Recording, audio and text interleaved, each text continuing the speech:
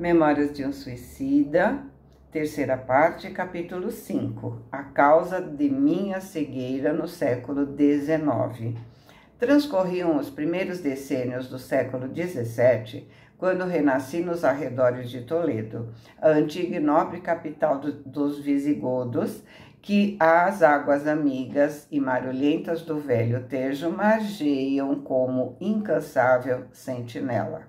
Arremetia-me a outro renascimento nos abruptos palcos terrestres, em busca de possibilidades para urgente aprendizado que libertasse o meu espírito imerso em confusões, o qual deveria aliviar os débitos da consciência perante a incorruptível lei, pois impunha-se necessidade dos testemunhos de resignação na pobreza, de humildade passiva e regeneradora, de conformidade diante de um perjúrio de amor até então indébito, nos assentamentos do passado, de devotamento ao Instituto da Família.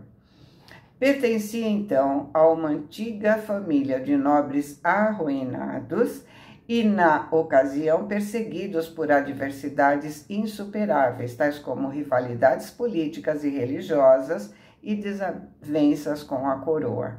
A primeira juventude me deixou ainda analfabeto, abraçando nas árduas tarefas do campo.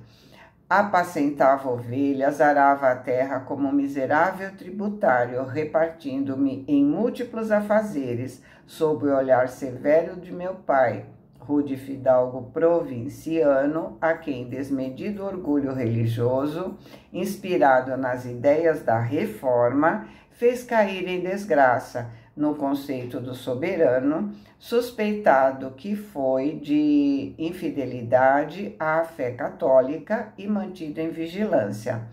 Rigoroso no trato da família como dos servos, como condestável para os feudos. Os rígidos deveres que me atinham à frente das responsabilidades agrárias, porém, atiçavam mais ainda em meu íntimo a nostalgia singular que desalentava meu caráter, pois no recesso de minha alma tumultuavam ambições vertiginosas descabidas em um jovem de minhas penosas condições. Sonhava nada menos do que abandonar o campo, emergir contra o despotismo paterno, tornar-me homem culto e útil como os primos residentes em Madrid, alguns deles militares, cobertos de glórias e condecorações, outros formando na poderosa companhia de Jesus, eruditos representantes da igreja, por mim considerada única, justa e verdadeira, em desajuste com as opiniões paternas que a repudiavam. Invejava essa parentela rica e poderosa, me sentindo capaz dos mais pesados sacrifícios a fim de atingir posição social idêntica. Certo dia, revelei à minha mãe o desejo que, com a idade, avultava, tornando-me insatisfeito e infeliz. A pobre senhora, que, como os filhos e os servos, também sofria a opressão do tirano doméstico, me aconselhou prudentemente, como inspirada pelo céu, a moderação nos desejos pela obediência aos princípios da família, porque, encontrados ao nascer, objetando ainda ser minha presença indispensável na casa paterna, visto não poder dispensar a ajuda experiente do primogênito e seu futuro chefe, para o bom andamento da lavoura. Embora dada as minhas instâncias, intercedeu junto ao Senhor e Pai, no sentido de me permitir instrução, o que me valeu maus tratos e castigos inconcebíveis num coração paterno. Com a revolta daí consequente, fortaleceu-se o desejo, tornado obsessão irresistível, a qual só com imenso sacrifício era contida por meu gênio impetuoso e rebelde. Recorri ao pároco da circunscrição, a quem sabia prestativo e amigo das letras. Narrei as desventuras que me enfraqueciam, pondo-o a par do desejo de me alfabetizar, instruir quanto possível. Aqueceu com bondade e desprendimento, passando a me ensinar quanto sabia. E porque se tratasse de homem culto, intelectualmente avantajado, sorvia a longos haustos as lições que caritativamente a mim concedia, demonstrando sempre tanta lucidez e boa vontade que o digno professor se esmerava mais ainda, encantado com as possibilidades intelectuais deparadas no aluno.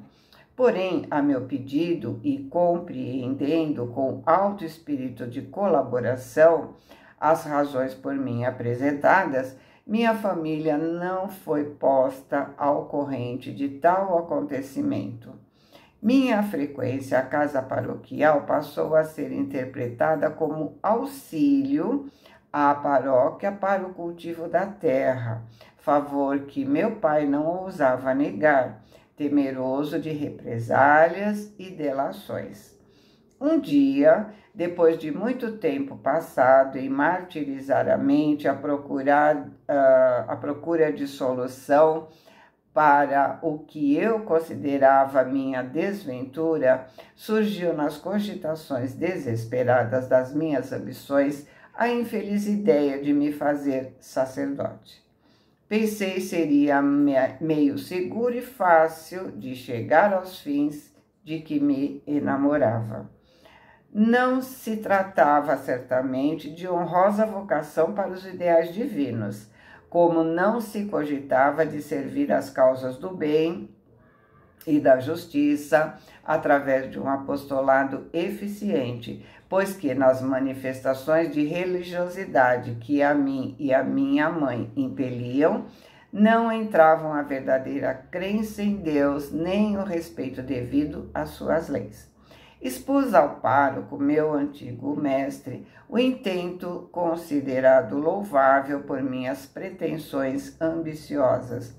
No entanto, para minha surpresa, me aconselhou, bondosa e dignamente, a evitar cometer o sacrilégio de me prevalecer da sombra santificadora do Divino Cordeiro para servir às paixões pessoais que inquietavam o meu coração, escurecendo o senso, pois percebia muito bem, por ver descoberto o meu caráter, que nenhuma verdadeira inclinação me induzia ao delicado ministério. O Evangelho do Senhor, meu filho, rematou certa vez, após um dos prudentes discursos em que costumava expor as graves responsabilidades que pesam sobre a consciência de um sacerdote. Então, o Evangelho do Senhor, meu filho, deverá ser servido com inflamado amor ao bem, renúncias continuadas, durante as quais havemos de muitas vezes morrer para nós mesmos, como para o mundo e as paixões, com trabalho sempre ativo, incansável, renovador, a benefício alheio e para a glória da verdade, e que se destaque por legítima honestidade, espírito de independência e cooperação, sem nenhum personalismo, porque o servidor de Jesus deve se dar incondicionalmente à causa, abstraindo-se das opiniões e vontades próprias, que nenhum valor poderão ter diante dos estatutos e das normas da sua doutrina.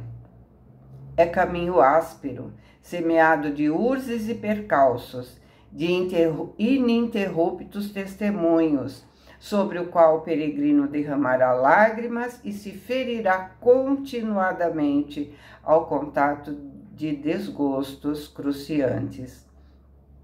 As flores só mais tarde ele as colherá, quando puder apresentar ao excelso senhor da vinha os preciosos talentos confiados ao seu zelo de servo obediente e prestimoso.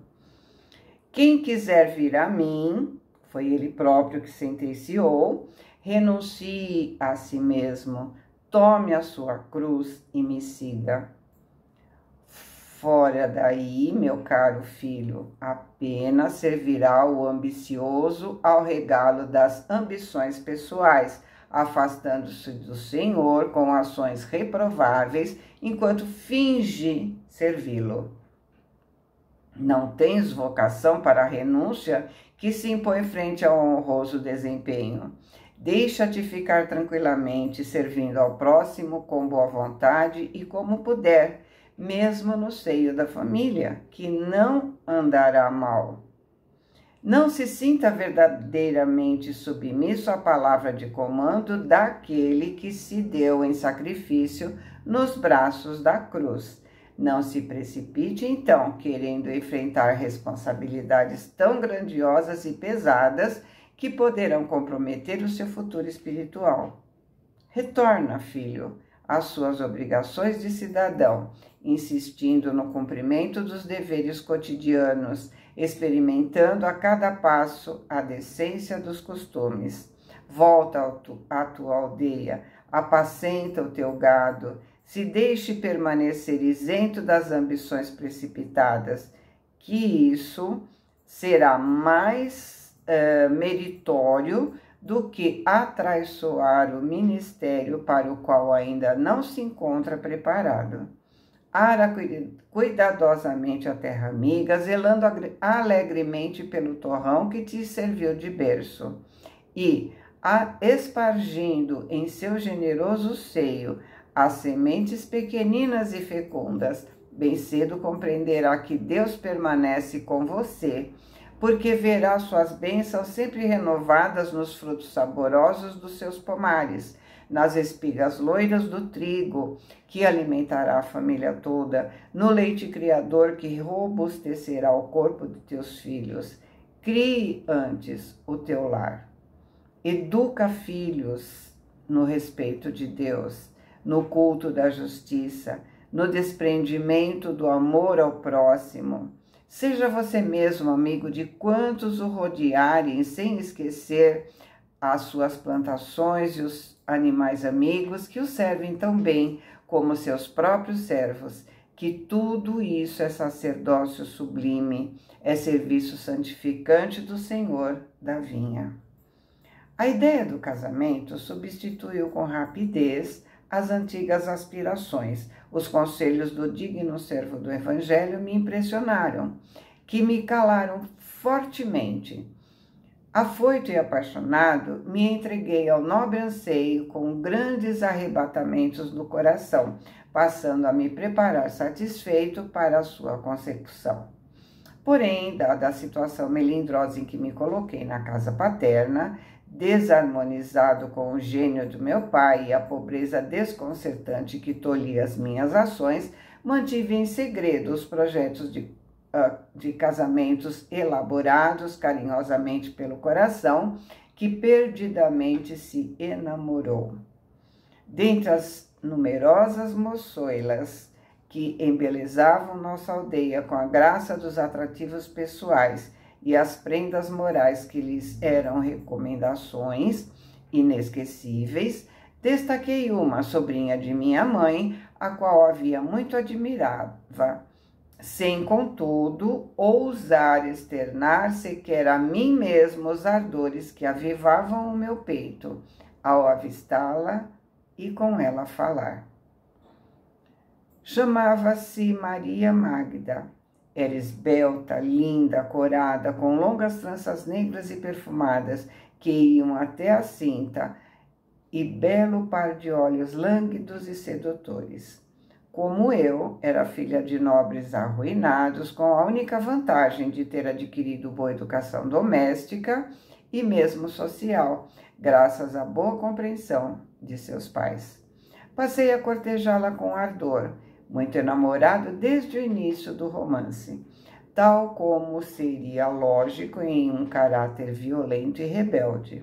Me senti correspondido, não suspeitando que somente a solidão de uma aldeia isolada entre os arrabaldes tristes de Toledo, onde escasseava a rapaziada galante, criou a oportunidade por meus sonhos considerada irresistível. Amei a jovem Magda com indomável fervor, em suas mãos depositando meu destino. De bom grado me teria para sempre refugiado na suavidade de um lar honradamente constituído, pondo em prática os ditames do generoso conselheiro. No entanto, a adversidade rondava os meus passos, arrastando ao meu encontro tentações fortes no trabalho dos testemunhos inadiáveis, tentações das quais não me pude livrar, devido ao meu gênio que infelicitava o meu caráter, a insubmissão do orgulho ferido, como a revolta que desde o berço predominava em minhas atitudes, à frente de um desgosto ou de uma simples contrariedade. Maria Magda, com quem secretamente eu combinei aliança matrimonial para ocasião propícia, me desprezou por um jovem madrilenho, primo de meu pai, adepto oculto da reforma, que visitou nossa humilde mansão conosco passando a temporada de verão. Tratava-se de galante militar de 25 anos, a quem muito bem assentavam os cabelos longos, os bigodes luzidios e aprumados, como bom cavalheiro da guarda real que era. A espada dos copos reluzentes como ouro, as luvas de camurça, a capa oscilante e bem cheirosa, que lhe dava ares de herói. Chamava-se Jacinto de Ornelas e Ruiz, e se acreditava, ou realmente era, conde provinciano, herdeiro de boas terras e boa fortuna. Entre sua figura reconhecidamente elegante, as vantagens financeiras que arrastava e a minha sombra rústica de lavrador novato e paupérrimo, não seria difícil a escolha para uma jovem que não atingiu ainda 20 primaveras. Jacinto de Ornelas não voltou sozinho à sua mansão de Madrid.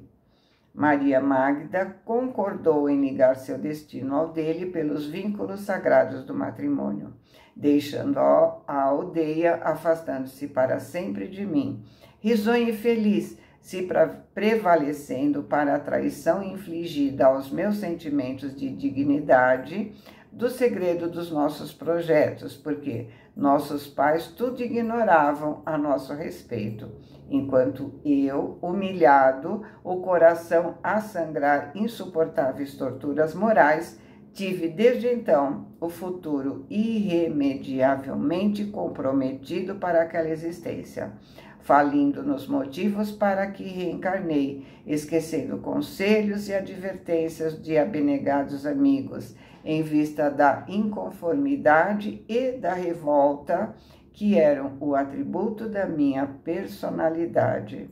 Jurei ódio eterno a ambos. Rancoroso e despeitado, desejei-lhes toda a sorte de desgraças, enquanto projetos de vingança forçavam minha mente a sugestões assintosas de maldade, tornando a minha existência num inferno sem bálsamos, num deserto de esperanças. Minha aldeia tornou-se odiosa para mim. Por toda a parte por onde transitasse, era como se defrontasse a imagem graciosa de Magda com suas tranças negras balançando ao longo do corpo.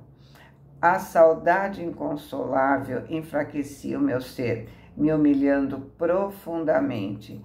Me envergonhava diante da população local pela traição de que fui vítima. Supunha-me ridicularizado, apontado por antigos companheiros de folguedos, acreditando girar o meu nome em torno de comentários chistosos, pois havia muitos que descobriram o meu segredo.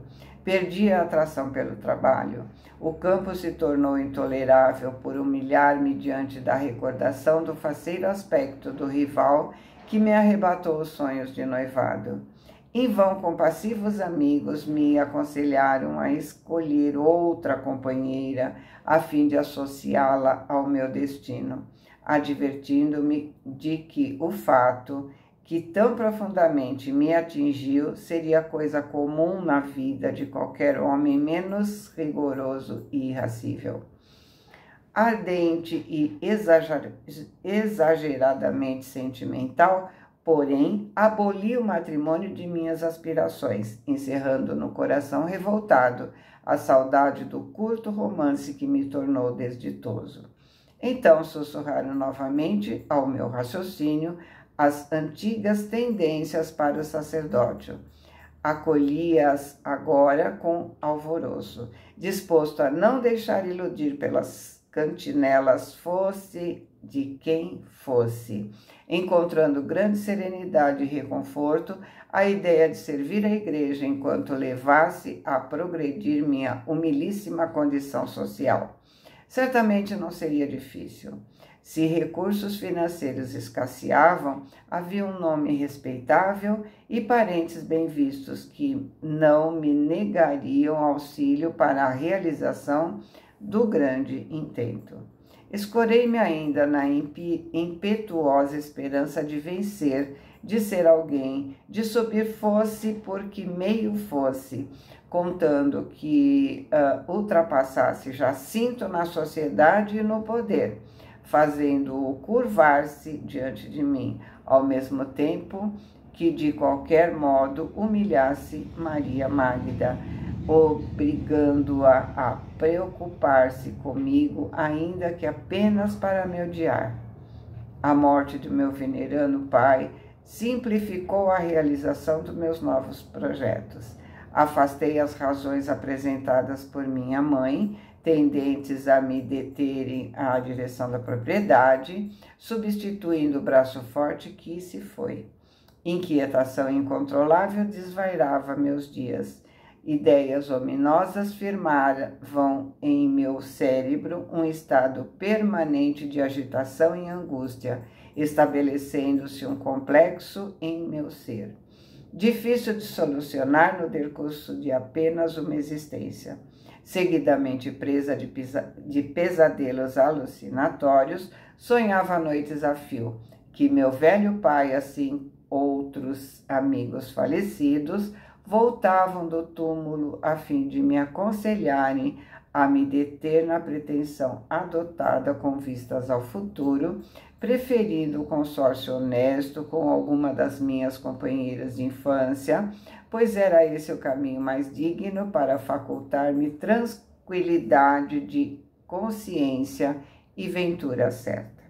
Mas o ressentimento por Magda, incompatibilizando-me com novas tentativas sentimentais, desfazia rapidamente as impressões tentadas a meu favor pelos veneráveis amigos espirituais que desejavam me impedir que praticasse novos e deploráveis deslizes frente às leis da providência. Me tornei sacerdote com grande facilidade. A Companhia de Jesus, famosa pelo poderio exercido em todos os setores das sociedades, regidas pela legislação católico-romana e pelos feitos e realizações que nem sempre primaram pela obediência e o respeito às recomendações do excelso patrono, de cujo nome usou e abusou, me proporcionou auxílios inestimáveis, vantagens verdadeiramente inapreciáveis, me instruí brilhante e rapidamente à sua sombra, como tanto almejei desde a infância. Absorvia sequioso manancial de instrução que me ofertavam na comunidade ao observar em mim as ambições frementes. Fácil instrumento que eu seria para se amoldar sobre o férreo domínio de suas garras. Era como se minha inteligência apenas recordasse do que era dado a aprender, tal o poder de assimilação que em minhas faculdades existia. Minha gratidão, por sua vez, não conheceu limites. Me prendi à companhia com todas as forças de que minha alma ardorosa dispunha. Obedecia aos superiores com zelo fervoroso, servindo-os a contento, indo mesmo ao encontro dos seus desejos.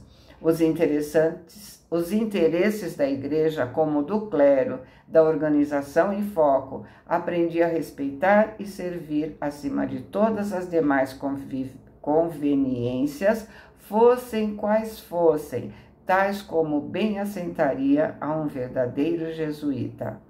Não me referirei à causa divina, não a esposei, dela não cogitando a fim de edificar minha alma com as claridades da justiça e do dever, nem aprendi a amar a Deus ou a servir o Mestre Redentor no seio da comunidade a que me filiei.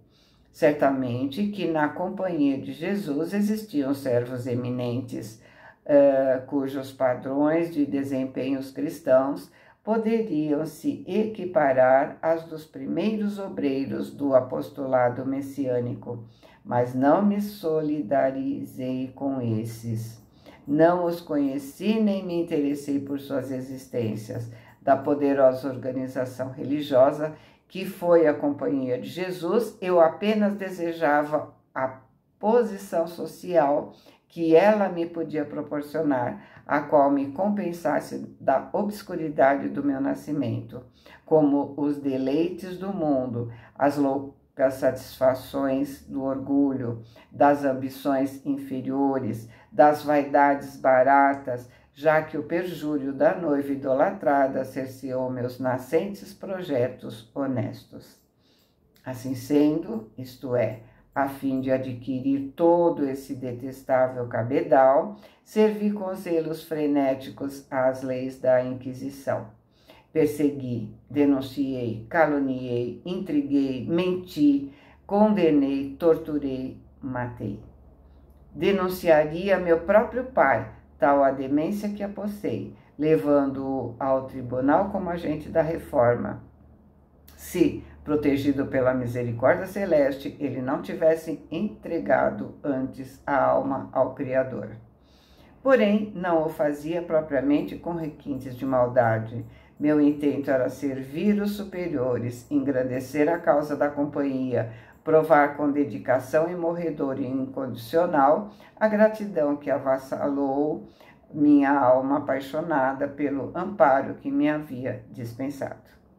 Fui eu mesma vítima da mesma instituição, porque, reconhecendo-me submisso, penhorado pelos favores recebidos, os chefes maiorais exploravam tais sentimentos, me induzindo à prática de crimes abomináveis, certos da minha impossibilidade de desculpa.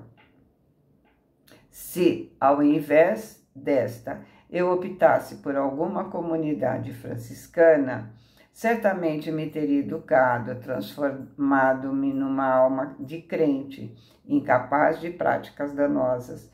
Pelo menos teria habituado à honradez dos costumes, ao respeito ao nome do Criador, ao interesse das desgraças alheias, pensando em remediá-las. A companhia de Jesus, no entanto, malgrado o meu excelso, do qual se valeu a fim de inspirar-se, converteu-me em réprobo, uma vez que me aliciei justamente ao departamento político-social que tantos abusos cometeu no seio das sociedades em nome da religião. Durante muito tempo, esqueci aqueles que me haviam atraiçoado, não os procurei, não me importou o destino que tinham tomado.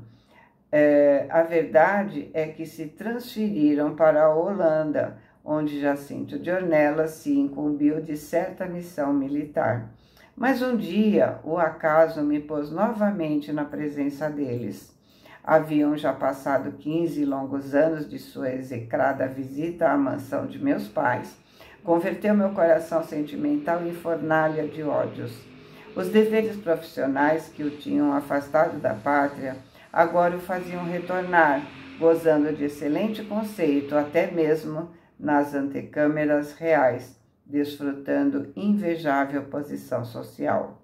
Ao vê-lo, obrigado a apertar sua mão com certa cerimônia religiosa, o fiz como a um estranho, apesar de estar sentindo que o coração fremia em meu peito, enquanto a antiga rivalidade, as doridas angústias experimentadas no passado fervilhavam, tumultuosas à sua vista, prevenindo-me de que, se o sentimento do amor por Maria Magda desapareceu, sufocando-me na vergonha do perjúrio indigno, no entanto, a chaga aberta ainda sangrava, clamando por desforras e represálias.